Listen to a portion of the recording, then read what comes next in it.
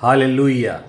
प्रभु यीशु मसीह के मधुर और मीठे नाम में आप सभी को सलाम, जय मसीह की। हालेलुया। नवंबर माह कुछ ही समय बाद शुरू होने वाला है और वो नवंबर माह मसीहियों के लिए एक विशेष माह होता है, एक विशेष पर्व का माह होता है। उस माह के किसी एक रविवार में कलीसिया परमेश्वर के भवन में एकत्र होती है और साल भर की जो आशीषें परमेश्वर ने दी हैं उन आशीषों के प्रति अपना धन्यवादी मन प्रकट करती है। ये एक बड़ा अवसर है, एक बड़ा पर्व है और जो खुशी का पर्व है, जो आनंद का पर्व है। और केवल ये आशीष धन की आशीष नहीं है, केवल ये आशीष संपत्तियों की आशीष नहीं है, परंतु ये आशीष उन हर एक बात की है जो परमेश्वर ने हमारे जीवन में किया हुआ है। चाहे वो हमें बीमारी से उसने चंगाई दी हो, चाहे उसने हमें खतरों से बचाया हो, चाहे उसने हमें परीक्षाओं में उत्तीर्ण कराया हो, चाहे उसने हमें कर्ज से मुक्ति दिलाई हो, चाहे उसके राज्य के लिए हमने उसके धर्म और राज्य की खोज करना आरंभ की हो, चाहे कैसी भी बात क्यों ना हो, पूरी बातों के लिए पूरा सार जो साल भर का है वो इस माह में आता है जब हम अपना धन्यवादी मन परमेश्वर के सामने प्रकट कर सकते हैं, परमेश्वर के सामने हम प्रस्तुत कर सकते हैं। प्रभु, हम साल भर की आशीषों के प्रति अपना धन्यवादी मन तुझे प्रकट करते हैं। हालेलुया। और आज धन्यवादी पर्व पर ये जो धन्यवाद है ये रुपए पैसे पर आकर रुक गया है। परमेश्वर के वचन में तो पुराने वचन में कहा था कि तू अपनी फसल का प्रथम भाग लेकर आना, अपने जानवरों का पहलौठा लेकर आना। और वो उस समय उनकी धन संपत्ति थी, क्योंकि वह उस समय धन पैसा रुपए चलायमान नहीं था, इसलिए वस्तुएं ली और दी जाती थी। तो उस समय के लोगों के लिए उनकी फसल धन था, उनके लिए उनके जानवर संपत्ति थे और उसी से उनका जो कद होता था वो ऊंचा हो जाता था। उन फसलों से, उन जानवरों से वो व्यक्ति धनाढ्य हो जाता था। तो परमेश्वर का वचन पुराने नियम में कहता है कि अपनी सारी संपत्ति का 10वां अंश मेरे भवन में लेकर आ जाना। आज स्थितियां परिस्थितियां बदल गई हैं। आज हम में से बहुतेरे लोगों के पास जमीन जायदाद नहीं है, हमारे पास खेत नहीं है, हमारे पास पेड़ पौधे लगाने के लिए, फसल उगाने के लिए जमीन नहीं है। इसलिए आज जो धन्यवादी मन है वो रुपए और पैसे पर आकर रुक गया है, क्योंकि आज जो चलन में है वो रुपया है। हम नौकरी करते हैं, हमें रुपया मिलता है, वो हमारी फसल है और उस फसल में से हम उसका एक भाग परमेश्वर के चरणों पर लाकर रखते हैं। तो ये आज स्थितियां परिस्थितियां बदल गई हैं। मलाकी कहता है कि सारे 10वां अंश मेरे भंडार में ले आओ, सारे 10वां अंश। तो एक समय आ गया है जब हम अपना धन्यवादी मन परमेश्वर को प्रकट करें। एक समय आ गया है जब उसकी आशीषों के प्रति हमारा मन धन्यवाद से भरा हो। अब समय आ गया है कि हम साल भर की आशीषों को गिनकर उसका 10वां अंश निकालकर परमेश्वर के चरणों के सम्मुख लाकर रख दें।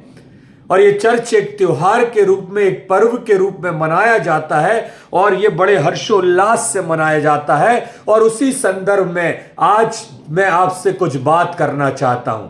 आज धन्यवादी पर्व के संबंध में आपके सामने कुछ बातों को रखना चाहता हूं। मरकुस रचित सुसमाचार उसका 12वां अध्याय और उसकी 41वीं आयत से वहां लिखा है, वह मंदिर के भंडार के सामने बैठकर देख रहा था कि लोग मंदिर के भंडार में किस प्रकार पैसे डालते हैं, और बहुत से धनवानों ने बहुत कुछ डाला। इतने में एक कंगाल विधवा ने आकर 2 दमड़ियां जो एक अधेले के बराबर होती हैं डाली। तब उसने अपने चेलों को बुलाकर उनसे कहा, मैं तुमसे सच कहता हूं, मंदिर के भंडार में डालने वालों में से इस कंगाल विधवा ने सबसे बढ़कर डाला, क्योंकि सबने अपने धन की बढ़ती में से डाला, परंतु उसने अपनी घटती में से जो कुछ उसका था अर्थात अपनी सारी जीविका डाल दी। प्रभु यीशु मसीह इस विधवा कंगाल स्त्री को देख रहे थे और वो उस बर्तन में अपना दान डाल रही थी। एक बड़ी भीड़ थी, एक बड़ा जमावड़ा था, लोग दान डालते हुए उस पेटी में चले जा रहे थे। यीशु मसीह भी वहां खड़े हुए थे। लेकिन मैं सोचता हूं कि जब इस विधवा ने दान डाला होगा और जब वो उस पेटी में गिरा होगा तो एक ठन्न से आवाज आई होगी, सिक्के गिरने की एक आवाज आई होगी, और तब यीशु मसीह का शायद ध्यान गया हो, और या ना भी गया हो तो उस आवाज से प्रभु यीशु मसीह ने यह जान लिया कि इस विधवा स्त्री ने सिक्के डाले हैं। क्योंकि यीशु अंतर्यामी था, वो जानता था, उसने बता दिया कि उसने 2 सिक्के डाले हैं। और ना केवल इस स्त्री ने डाले हैं, परंतु बहुत से धनवानों ने बहुत सा रुपया पैसा डाला है और उन्होंने अपनी बढ़ती में से डाला है, परंतु इस कंगाल विधवा ने अपनी कमी में से डाला है, और अपनी कमी में से ही नहीं डाला, परंतु उसने अपनी पूरी जीविका डाल दी।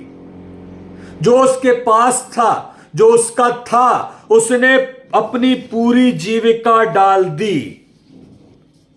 और प्रभु यीशु मसीह इस स्त्री की चर्चा करते हैं। वहां पर और भी धनवान लोग थे, वहां पर और भी पैसे वाले लोग थे, परंतु प्रभु यीशु मसीह ने उनकी चर्चा नहीं की, उनका नाम नहीं लिया, उनके लिए धन्यवाद नहीं दिया। अरे इन्होंने तो हजारों और लाखों रुपए डाले हैं, लेकिन उस 2 दमड़ी वाली स्त्री की प्रशंसा की और उसके लिए कहा कि इसने अपनी पूरी जीविका डाल दी। मेरे प्रियो,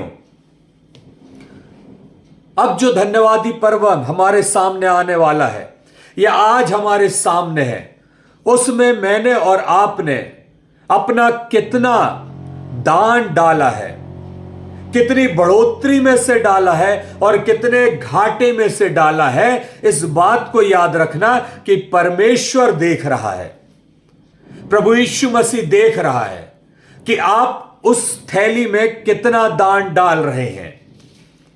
हालेलुया। बड़े बड़े लिफाफे आते हैं, बड़े बड़े नोट आते हैं, परंतु उस खनक, उस आवाज को प्रभु यीशु मसीह सुनना चाह रहा है, क्योंकि उस खनक और उस आवाज में जो है ना, वो है पूरा समर्पण। उस सिक्के की खनक में है पूरा दे देना, उस सिक्के की खनक में है अपने लिए कुछ बचा ना रखना। इन धनवानों ने तो बहुत कुछ अपने लिए बचा रखा और तब बढ़ोतरी में से डाला। हाँ, 10वां अंश मांगा है परमेश्वर ने, उन्होंने पूरा 10वां अंश दिया, धार्मिकता को पूरा किया, कुछ गलत नहीं किया, लेकिन इस स्त्री ने बहुत बढ़कर डाला। यदि उस 2 दमड़ी का भी वो 10वां अंश डालती तो उसके पास कुछ ना कुछ बच जाता, परंतु उसने पूरा का पूरा दान उस दान पेटी में डाल दिया। और प्रभु यीशु मसीह उसकी सराहना करते हैं, उसकी तारीफ करते हैं। तो धन के प्रति मेरा और आपका क्या दृष्टिकोण है? परमेश्वर को दान देने के प्रति मेरा और आपका क्या दृष्टिकोण है? हम हर एक चीज के प्रति अपना एक दृष्टिकोण रखते हैं, हर एक बात के प्रति अपना एक दृष्टिकोण रखते हैं, और वैसे ही धन के प्रति भी एक दृष्टिकोण रखते हैं। आप बाइबल में देख लें, आप वचन में देख लें, वाटिका के बीच में लगे हुए उस फल के प्रति आदम का दृष्टिकोण फर्क था, हवा का दृष्टिकोण फर्क था। पानी का जहाज बनाने के लिए नूह और नूह के परिवार का दृष्टिकोण फर्क था, बाकी लोगों का दृष्टिकोण बिल्कुल फर्क था। दानव रूपी गोलियत को मारने के लिए राजा शाऊल का दृष्टिकोण फर्क था और दाऊद का दृष्टिकोण बिल्कुल फर्क था। परमेश्वर के प्रति दोष लगाने के प्रति अय्यूब की स्त्री का दृष्टिकोण फर्क था और अय्यूब का दृष्टिकोण बिल्कुल फर्क था। दानियल का दृष्टिकोण बिल्कुल फर्क था। शद्रक मेशक अबेदनगो का दृष्टिकोण बिल्कुल फर्क था। योना का दृष्टिकोण बिल्कुल फर्क था। तो दृष्टिकोण हर बात के लिए लोगों के पास होता है। मेरा और आपका भी दृष्टिकोण अलग है। पापनी स्त्री को पथरवा करने के लिए धार्मिक अगुओं और यीशु का दृष्टिकोण फर्क था। नाव पर रहते पानी पर चलने के लिए बाकी चेले और पतरस का दृष्टिकोण बिल्कुल फर्क था। तो हर एक बात के लिए मेरा और आपका दृष्टिकोण बिल्कुल फर्क होता है।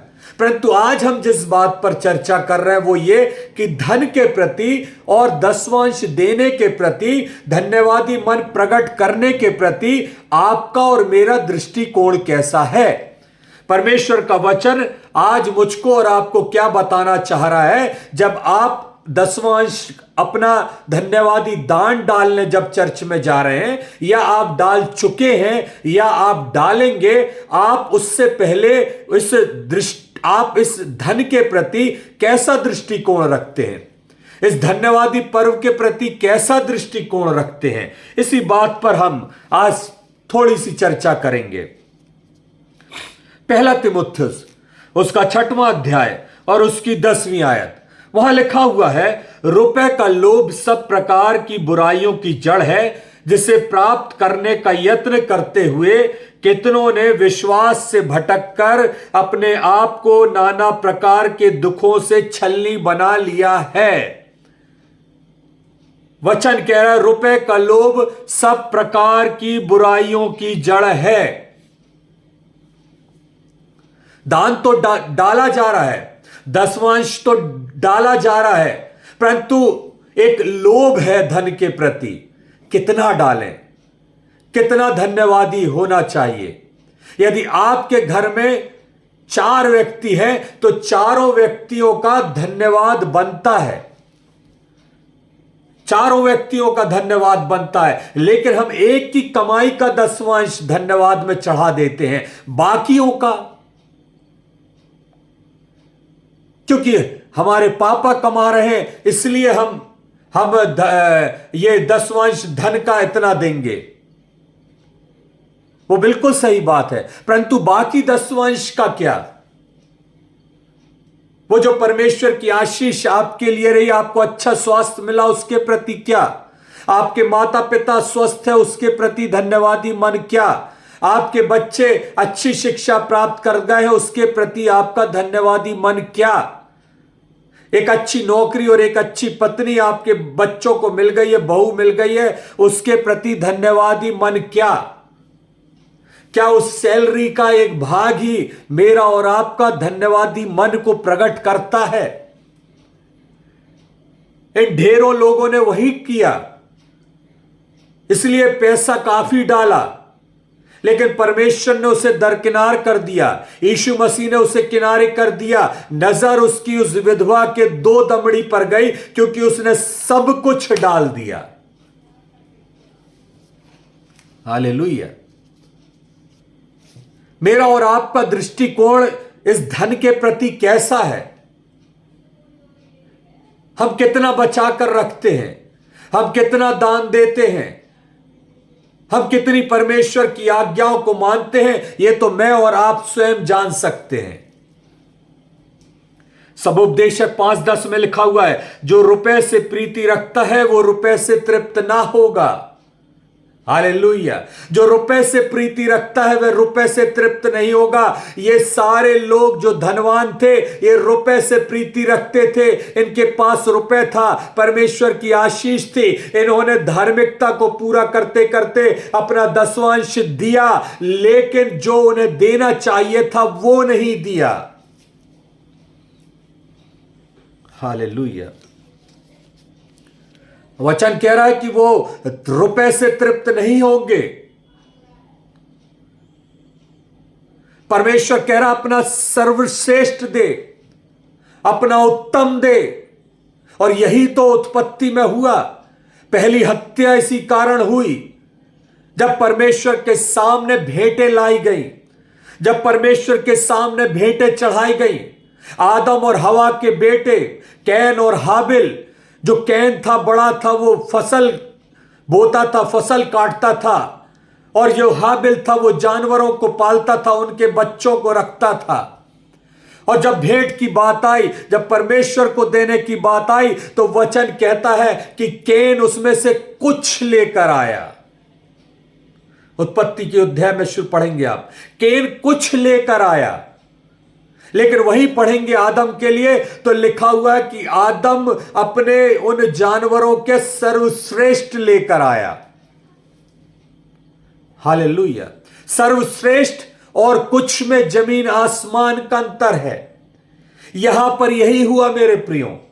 यहां पर ये जो धनवान लोग थे, ये रुपए पैसे तो ढेर सारे लाए थे, इतनी मोटी गड्डी थी और 500 के नोट भरे हुए थे। लेकिन क्या वो अपना सर्वश्रेष्ठ लाए थे? नहीं लाए। कुछ लेकर आए, कुछ लेकर आए। और यहां पर यही बात है। यीशु मसीह ने देखा उनको डालते हुए, ढेरों रुपए डाले थे। अरे उन धार्मिक अगुओं की आंखें लगी थी, वो तो खुश थे कि बड़े बड़े गिड्डियां आई हैं, मशीन लानी पड़ेगी नोटों को गिनने के लिए, और इतना बड़ा थैला भर गया है, वो लबालब हो गया है, कई लोग लगेंगे गिनने के लिए। बड़ी खुशी की बात थी, चर्च पंचायत के लिए, पासवानों के लिए, कलीसिया के लिए। परंतु क्या इस बात से परमेश्वर खुश है? जो आपने धन डाला है, वो बोल रहा है कि तुमने कुछ डाला है। हालेलुया। यीशु मसीह की इस बात को आपको समझना होगा। उन धनवानों की प्रशंसा प्रभु यीशु मसीह ने इसलिए नहीं की क्योंकि वो जानता था कि इन्होंने अपनी संपत्ति में से कुछ भाग डाला है।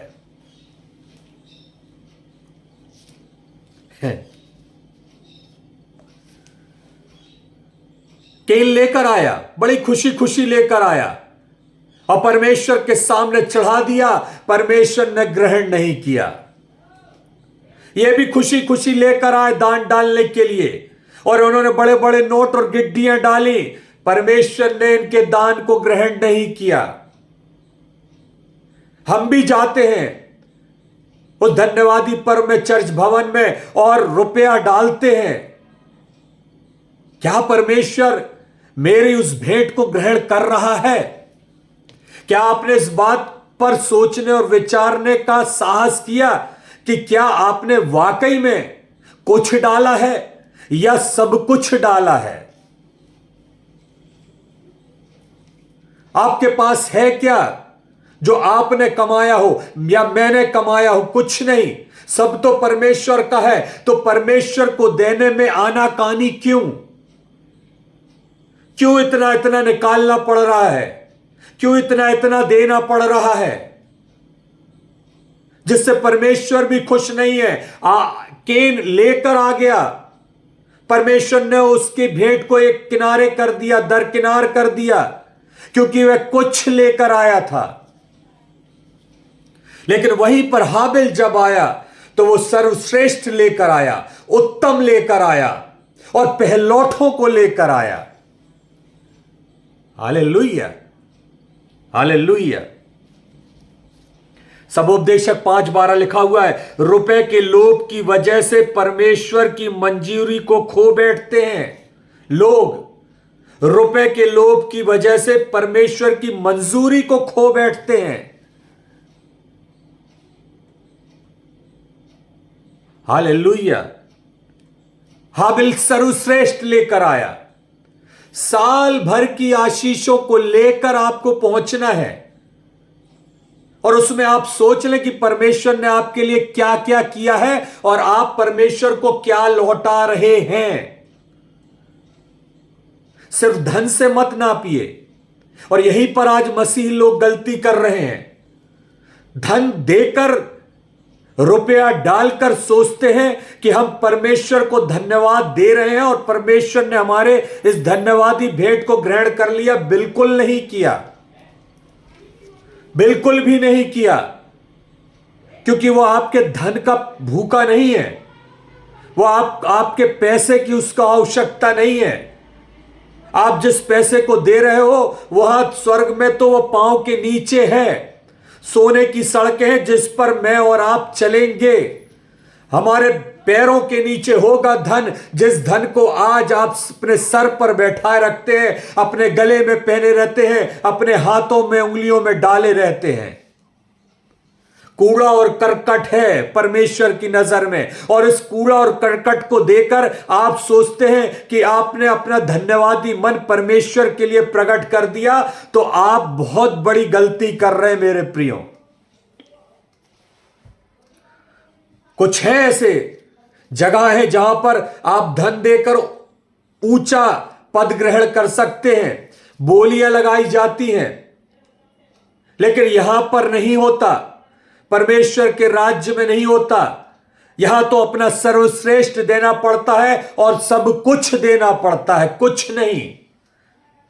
और इसलिए केन उदास हो गया, हाबिल खुश हो गया, क्योंकि केन ने कुछ दिया और हाबिल ने सब कुछ दिया, और उसकी भेंट ग्रहण कर ली गई। हालेलुया। कैसा है आपका और मेरा दृष्टिकोण धन के प्रति? एक धनी व्यक्ति था, वो बहुत कंजूस था और धन से उसका बहुत प्रेम था, बहुत लगाव था, वो छोड़ता ही नहीं था धन। और एक दिन वो मरने की कगार पर आ गया। उसने अपनी पत्नी को बुलाया और बोला कि जब मैं मर जाऊं तो मेरा सारा धन मेरे कफन बॉक्स में डाल देना, मैं अपने साथ अपना धन ले जाना चाहता हूं। उसकी पत्नी भी खड़ी थी, उसके बच्चे भी खड़े थे।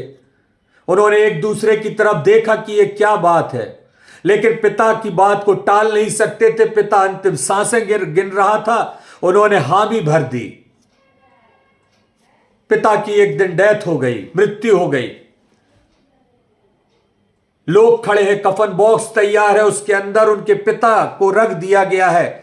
बच्चे मां की ओर देख रहे हैं, मां बच्चों की ओर देख रही है। पासवान ने कहा और कुछ है, अंतिम दर्शन करना चाहते हैं। बच्चे मां के पास गए और मां से बोला, मां वो रुपए जो मां पापा ने बोले थे वो डाल दिए क्या बैग में? मां बोली, हां डाल दिए। बच्चों ने कफन बॉक्स में जाकर देखा, इधर उधर कहीं रुपए नहीं दिख रहे। उन्होंने कहा, मां उसमें तो रुपए है नहीं। मां ने कहा, बेटा मैंने 1 करोड़ का चेक काटकर उनकी जेब में रख दिया। कैसा दृष्टिकोण है? उस व्यक्ति का भी दृष्टिकोण धन के प्रति गलत था, इस मां का दृष्टिकोण भी धन के प्रति गलत था। मेरा और आपका दृष्टिकोण धन के प्रति कैसा है? क्या सिर्फ जोड़ जोड़ जोड़, धन धन धन, इसके अलावा और कुछ नहीं?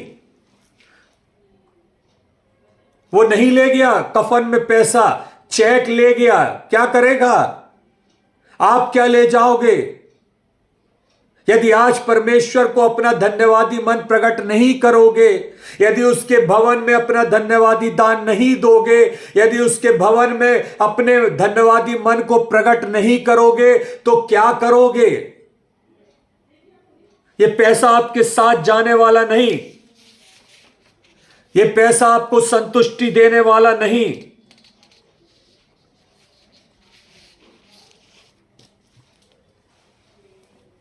प्रेरितों के काम उसका 5वां अध्याय पढ़ेंगे आप, तो वहां पर हनन्याह और सफीरा का वर्णन है। इन दोनों ने अपनी जमीन को बेचा और प्रेरितों के सामने आके कुछ धन को रख दिया। पतरस ने बोला, क्या इतने में ही जमीन बेची गई? उन्होंने कहा, इतने में ही जमीन बेची गई। और तब पतरस कहता है कि तुमने पवित्र आत्मा से झूठ क्यों बोला।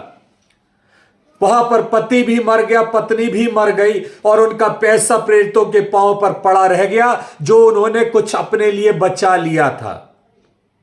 वो बचाया हुआ भी बेकार हो गया और वो पड़ा हुआ भी बेकार हो गया। दोनों अपनी जान गंवा बैठे। क्या ले गए अपने साथ? क्या ले गए? कुछ नहीं, कुछ नहीं।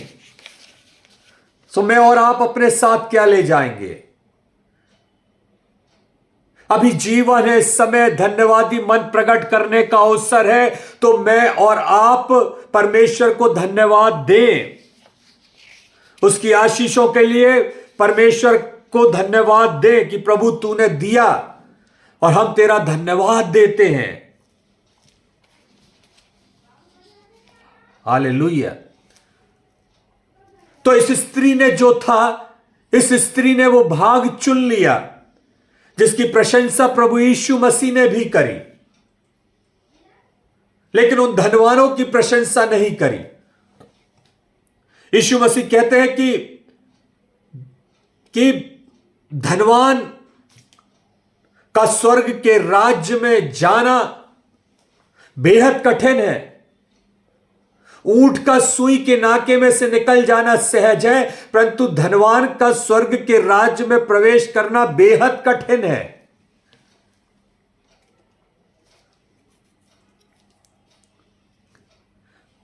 कल की चिंता नहीं करी इस स्त्री ने, इस विधवा ने कल की चिंता नहीं करी, अपना सब कुछ डाल दिया। लेकिन हम कल की चिंता करके कुछ बचा लेते हैं, कुछ रोक लेते हैं, कुछ जमा कर लेते हैं।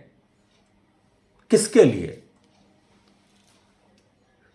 क्या परमेश्वर के धन की हम चोरी कर रहे हैं?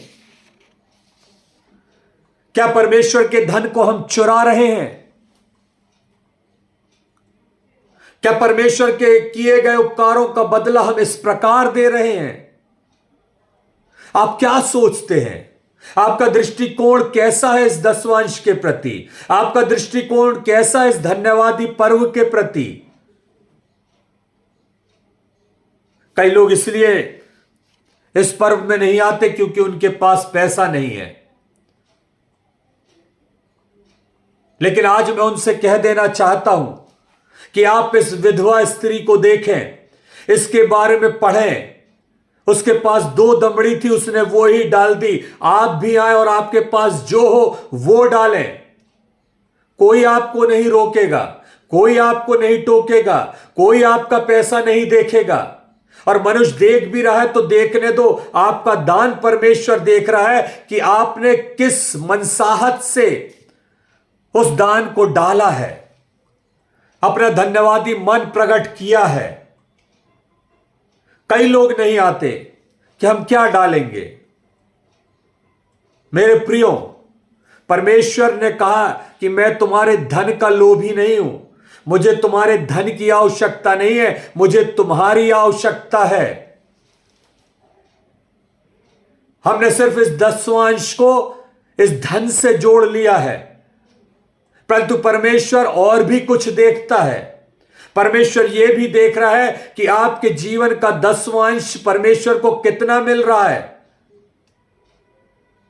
आपने अपने 24 घंटे में से क्या लगभग 2.4 मिनट्स, घंटे, 2 घंटे 40 मिनट या 2.5 घंटे क्या आपने परमेश्वर की संगति में बिताया?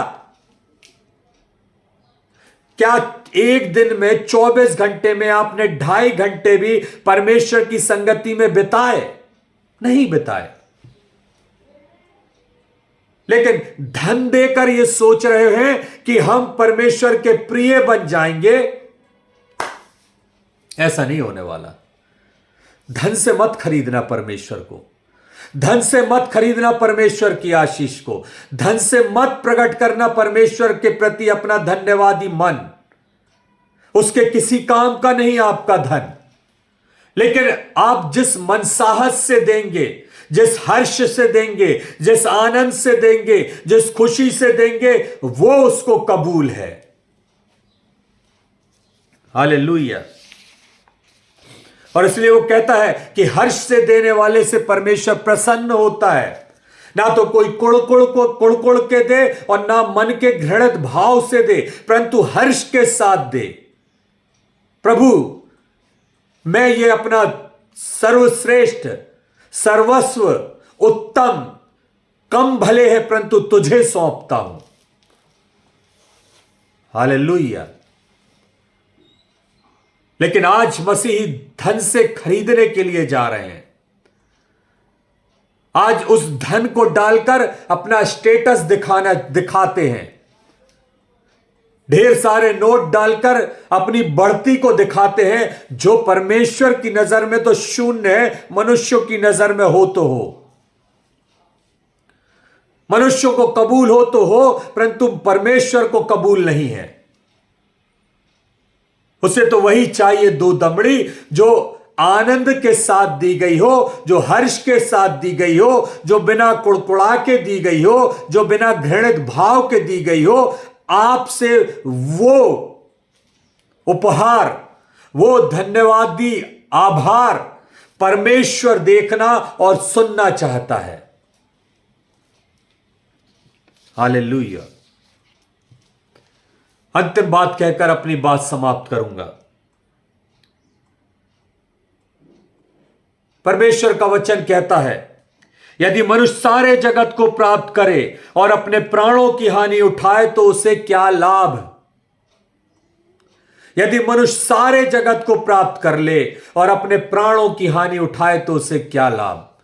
यदि मैं सारे जगत को प्राप्त कर लूं, यदि आप सारे जगत को प्राप्त कर ले, धन, वैभव, संपत्ति सब कुछ हो, लेकिन इस प्राण को गवा दूं तो मुझे क्या लाभ।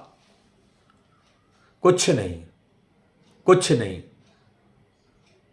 तो उस धन की चोरी से, उस धन को बचा लेने से, उस आभार को प्रकट ना करते हुए आप परमेश्वर के दोषी ठहर रहे हैं। दिखा तो हम धन्यवादी मन रहे हैं, लेकिन है नहीं। और परमेश्वर मनों को जांचने और तौलने वाला परमेश्वर है। आपने यूं भेंट डाली, आपकी भेंट रिजेक्ट। किसी ने दो दमड़ी डाली, उसकी भेंट स्वीकार। तो क्या महत्वपूर्ण है डालना, बड़े बड़े नोट, बड़ी बड़ी गिड्डियां या कुछ रुपए। हां, लोग मजाक उड़ाएंगे कि ये 10 रुपए भी किसी ने डाला। बताओ, ये 5 का सिक्का किसी ने डाल दिया, उड़ाने दीजिए। परंतु आपने वो जो डाला है वो परमेश्वर को ग्रहण योग्य है। इसलिए यह बात आज प्रमुख है कि मेरा और आपका धन के प्रति दृष्टिकोण कैसा है, धन्यवादी पर्व के प्रति दृष्टिकोण कैसा है, परमेश्वर की आशीषों के प्रति दृष्टिकोण कैसा है। इस बात को मुझको और आपको समझना होगा।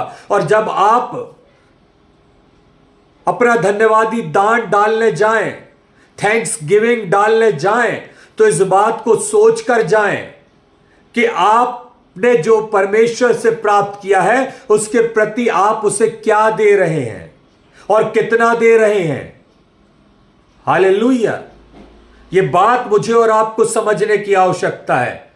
ढेर नोटों की आवश्यकता नहीं है, बड़ी बड़ी गिड्डियों की आवश्यकता नहीं है, लेकिन जो देना है वो हर्ष से देना है, खुशी से देना है, बिना कुड़कुड़ाए देना है, बिना बुड़बुड़ाए देना है। और परमेश्वर उस हर्ष से दी हुई भेंट को स्वीकार करता है। आपकी भी करेगा, मेरी भी करेगा। धार्मिकता को पूरा करने के लिए उन्होंने ढेरों रुपए चढ़ाए, लेकिन प्रभु यीशु मसीह ने स्वीकार नहीं किया। इसने भी धार्मिकता को पूरा किया, लेकिन अपना सर्वस्व संपूर्णता से चढ़ा दिया। प्रभु यीशु मसीह ने इसकी भेंट को ग्रहण किया। आप जब चढ़ाने जाएं धन्यवादी दान, सोच कर जाएं, विचार करके जाएं कि ना केवल धन से, परंतु अपने योग्यताओं से, अपने समय से भी मुझे परमेश्वर की महिमा और आराधना करनी है और उसके प्रति अपना धन्यवादी मन प्रकट करना है। परमेश्वर से मेरी प्रार्थना है आप हर एक सुनने वाले के लिए कि परमेश्वर ने जो पिछले वर्ष आपको आशीष दी है उससे कहीं अधिक आशीष आपको परमेश्वर देगा। आपके परिवार को आशीषित करेगा, आपके अन्न जल को आशीषित करेगा, आपके आर्थिक स्रोतों को आशीषित करेगा, आपके कर्ज को दूर करेगा, आपको अच्छी नौकरी देगा, आपको पूरे धन से अपनी आशीषों से आशीषित करेगा। लेकिन आप परमेश्वर को अपना सब कुछ देने के लिए तैयार हैं, सर्वश्रेष्ठ देने के लिए तैयार हैं, बहुत कुछ देने के लिए तैयार हैं, कुछ नहीं, कुड़ कुड़ कर नहीं, बड़बड़ाते हुए नहीं, वो सब कुछ बेकार हो जाएगा।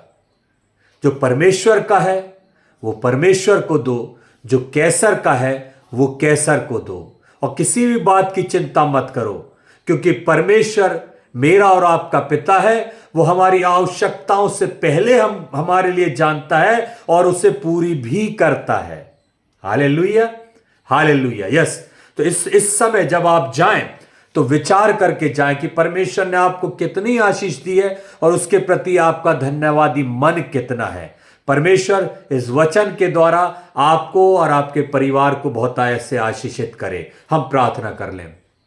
प्रभु परमेश्वर, हम धन्यवाद देते हैं इस सुंदर अवसर के लिए और इस वचन के लिए जो तूने दिया है। इस वचन के द्वारा पिता परमेश्वर आप हमें आशीषित करें, और पिता परमेश्वर हम तेरे प्रति सदैव धन्यवादित बने रहें, और पिता परमेश्वर अपना धन्यवादी मन तेरे भवन में जाकर प्रकट करने वाले हो सकें। पिता परमेश्वर हर एक को जो सुनता है इस वचन को बहुतायत से आशीषित कर, इनके जीवनों को, इनके परिवारों को और इनके अन्न जल को तू आशीषित कर। पिता हम तुझसे ऐसी प्रार्थना करते हैं, बिनती मसीह यीशु के नाम से मांगते हैं, आमीन, आमीन। यदि आपको ये संदेश पसंद आया हो तो अवश्य मेरे इस चैनल को आप सब्सक्राइब करें, लाइक करें, कमेंट करें, शेयर करें और बहुतों तक इस सुसमाचार को पहुंचाने में मेरी मदद करें, और परमेश्वर निश्चित आपको आशीष देगा। जय मसीह की।